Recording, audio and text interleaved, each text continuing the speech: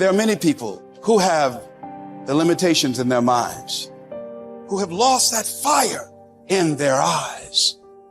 Most people, ladies and gentlemen, go to their graves living a life far below their potential.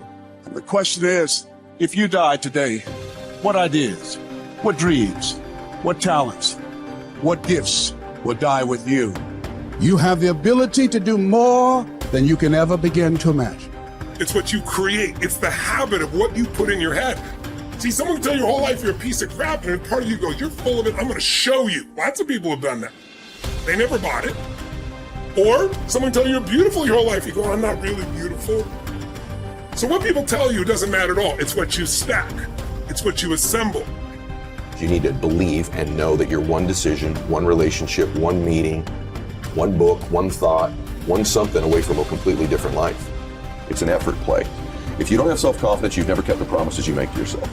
Check that box. If you have self-confidence, you've started to keep the promises you make to yourself. So if I'm gonna get up and I'm gonna work out, I'm gonna do 10 reps in the gym, I do one more. If I'm gonna do 45 minutes on the treadmill, I do one more. If I'm gonna make 10 contacts in a day, I do that and one more. There's a lot of times where I don't know how I'm gonna move forward, but I ask myself one question: can you take another step? And that answer is always yes. You're passing through that keyhole. But if you pass through it, then something massive opens up on the other side. And it is definitely the case that disciplinary institutions, universities, are exactly that, is they're places of guidance, and they're places to encourage people to develop the discipline that's necessary to see beyond the discipline. I mean, that's why we have disciplines, right? I mean, the words aren't there by accident. And once that discipline was established, then the disciplined mind could explode in every direction, which is precisely what happened. And that's the thing about growing up, is that when you're a teenager and a young adult, you have to sacrifice everything you could have been as a child to be the one thing that you're aiming at. But then that opens up, and the universities are part and parcel of that process. Change is automatic, but progress is not. Start today, right now. What do I really want in depth? What are the rituals that will get me there? And then get yourself to start a few of those actions and lock them in place. If you make the changes in yourself, you're going to be proud, and no amount of money or accolades from other people can mirror the feeling of being proud of knowing you've taken back control of your life. Everything in life is always changing. We don't have to work on change.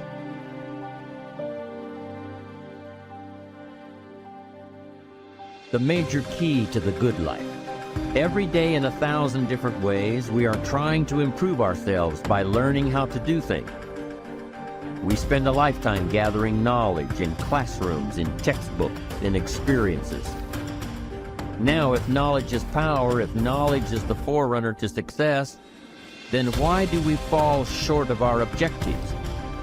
Why, in spite of all our knowledge and in spite of our collective experiences, do we find ourselves aimlessly wandering, settling for a life of existence rather than a life of substance?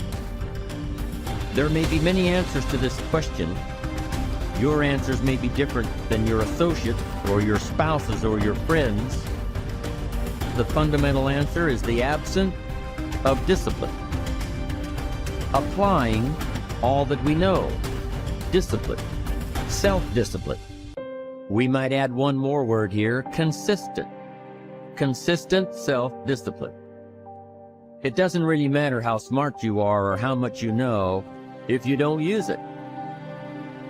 And once you're disciplined, like you're like a sharpened sword, man, like a well-tempered blade, and then you can go out there and operate in the world. The reason that discipline is necessary is because you're in mass of competing short-term interests. And so the question is then, well, which short-term interest should win out? And the answer to that is none of them. They need to be organized into a hierarchy that makes them functional across time and across individuals. Get really simple things you do right now to change your life. You can go to experience it that day, and then you get momentum. Day 1, day 2, day 3, day 4, and all of a sudden now what used to be hard to do is easy to do. And I think for anyone, you got to understand anyone can learn anything. And I'm just not willing to settle for a life without passion and aliveness. That's just like, there's so much to learn, there's so much to grow. And then my view is what's next is always better. If I make it so, it's my job to make it so. And I think that's how we have to navigate. But most of us have been conditioned not to take a risk. But once you peel the crust, peel that crust away and see who you really are, you open your mind to a whole nother world. So I've opened my mind up to a whole nother world that most people can't even fathom because they haven't dug deep. So people think I'm crazy because I found a whole nother way of living. I think they're crazy for never even trying to get to the other side of whatever's in front of them. So what drives me every day is finding more of myself. And being my best is a never-ending journey. It is said that the master swordsman Nakayama Hakudo would practice drawing his sword some 2,000 times a day. At the Hayashizaki temple, in one marathon of endurance training, he was recorded drawing his sword 10,000 times in a single 24-hour period. We can imagine the sheer speed required to do this. And also the deliberateness to do so many reps in so little time. But why would he do such a thing at all? Because, as Octavian's teacher Arrius Didymus said, practice over a long time turns into second nature. We don't rise to the occasion, we fall to the level of our training. The samurai Musashi was once challenged by a warrior named Miyake Gunbei, a man who thought himself one of the best in the world. On his third attack, frustrated by his lack of success, Gunbei charged at Musashi in an aggressive lunge. Musashi, having prepared for this exact scenario countless times, replied, "That is not what you should do," then parried the blow with one sword and watched as the man gashed his own cheek against Musashi's other sword. How had he known? Practice. Chotan Siki Ren was Musashi's phrase. Training from morning to night. Oh, you've done that. Okay, do it some more. And after that, more. 1,000 days of training to develop. Musashi would write 10,000 days of training to polish. For a samurai, there was no such thing as pretty good. If a pretty good swordsman met a better fighter, he would die. It's like the Basketball Hall of Famer Bill Bradley's observation. When you are not practicing, refining, working, somewhere someone else is, and when you meet them, they will beat you or kill you. Gunbei was lucky enough to learn this lesson and live to tell about it. In fact, after Musashi treated the man's wound, Gunbei accepted that he was outmatched and became Musashi's student, training and practicing under him until he was no longer prone to the mistakes that come from such rashness. Look, this is not a drill. There is no greatness without practice. Lots of practice, repetitive practice, exhausting, bone-crunching, soul-crushing practice. And yet, what emerges from this practice is the opposite of those three feelings. Energy, strength, confidence. You deserve that. Yes, your body will burn, but that's the evidence. From that burning comes real heat you can apply to your craft, to your work, to your life. The cellist Pablo Casals practiced continually late into his life, even long after he was widely considered a master, because he believed he was still making progress. In fact, we might say that progress and practice are synonyms. You can't have the former without the latter. And the latter is worthless without the former. Drawing the sword from the scabbard, thrusting, blocking. To build up your stamina for those skills, you lift weights, you do conditioning. To put it all together, you spar. It's the same with music.